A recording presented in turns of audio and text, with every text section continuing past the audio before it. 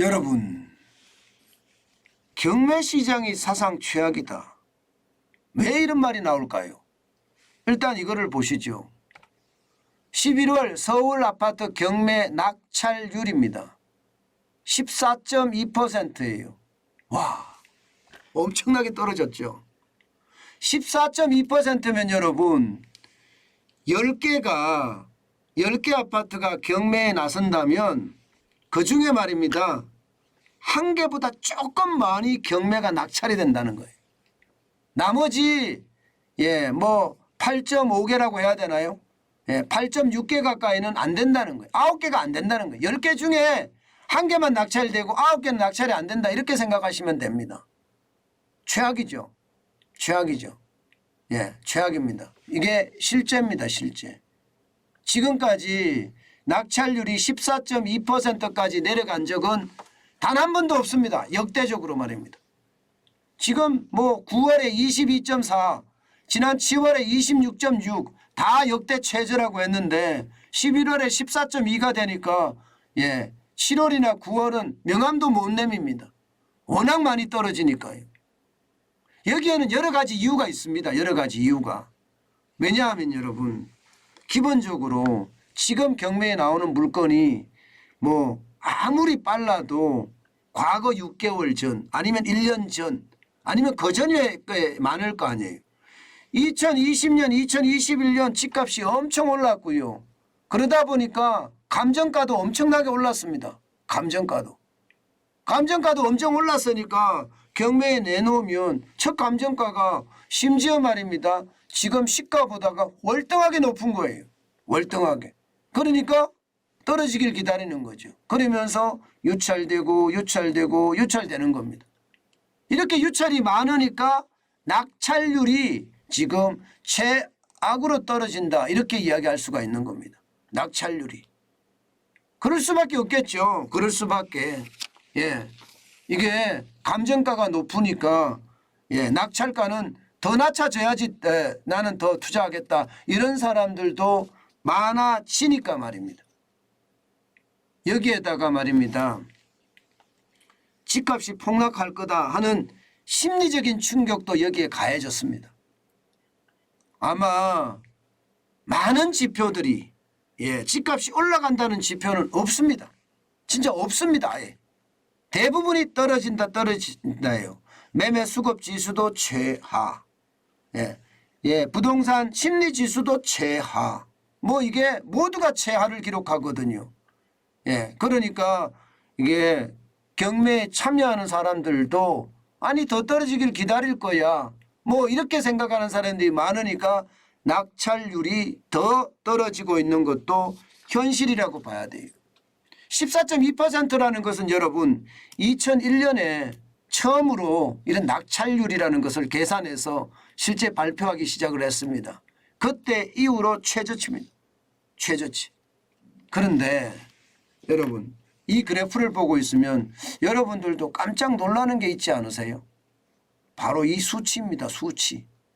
서울 아파트 경매 낙찰 현황이라고 되어 있는데 11월 달에 몇 건을 했느냐? 162건입니다. 162건. 와우. 엄청나죠? 162건이면요. 지금 10월 대비해봐도 건수가 엄청나게 늘은 거고요.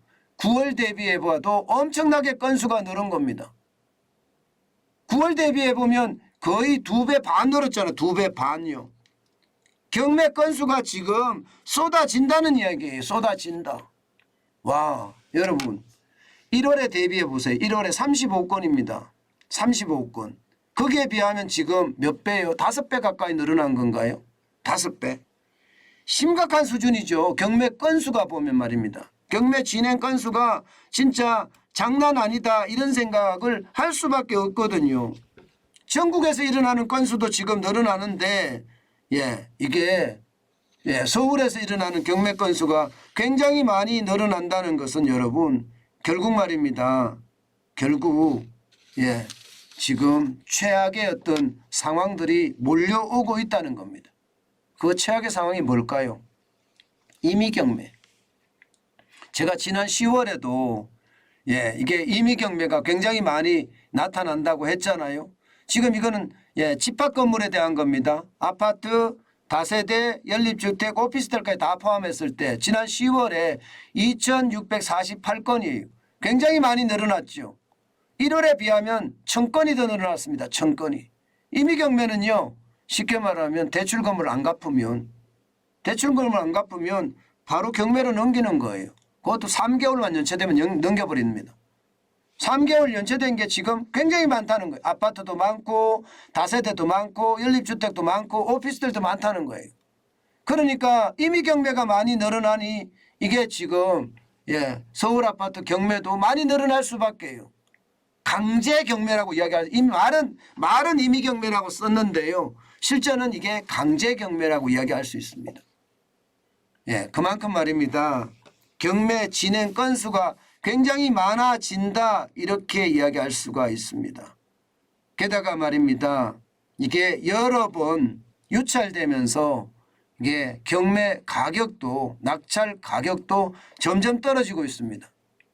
지금 감정가의 80%까지 떨어졌습니다. 서울 같은 경우는 79%까지 낙찰이 되고 있습니다.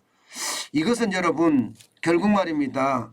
결국 시간에 따라서 굉장히 다를 수는 있지만 예, 시간에 따라 다를 수는 있지만 진짜 예, 경매 시장은 지금 기회일 수도 있다는 이야기입니다. 결국 말입니다. 임의 경매라는 강제 경매가 더 늘어나고 예, 경매 건수는 점점 불어나니 많은 사람들이 저기에 기회가 있다 이렇게 생각하시는 분들이 많이 생겼어요. 사실 유튜브에 보면 경매하는 사람들 진짜 많아졌거든요. 예, 인터넷에도 들어가 보면 경매하는 사람들이 많아졌습니다. 여러분 정환진 TV를 보시는 여러분 제가 예, 위기 때 기회가 있다고 했잖아요. 바로 그 기회가 지금 경매 시장에 있는 것은 아닌가 저는 그런 생각을 해봅니다. 예, 남들에게 참 이게 경매로 넘어가시는 분들에게는 참 안 된 이야기이긴 해요. 예, 그렇지만 이게 지금까지 정환진 TV를 보면서 현금을 계속 준비해 왔던 분들한테는요. 이 경매가 어떻게 생각하면 큰 기회이기도 합니다. 큰 기회이기도 합니다. 그렇기 때문에 여러분 예, 시장은 굉장히 냉철하게 보셔야 됩니다. 제가 지금이 기회다 이렇다고 해서 바로 경매 시장에 가서 집을 사라는 이야기는 아니에요. 경매의 어떤 권리도 분석을 해보고 거기에 대한 어떤 투자에 대한 이익도 분석을 해보고 그런 다음에 경매에 들어가야 된다. 그런 생각 참 많이 해야 되겠다. 이 생각 저는 오늘도 많이 합니다. 여러분 경매 시장에는 분명히요. 예, 이게 부자가 될 수 있는 기회가 있습니다.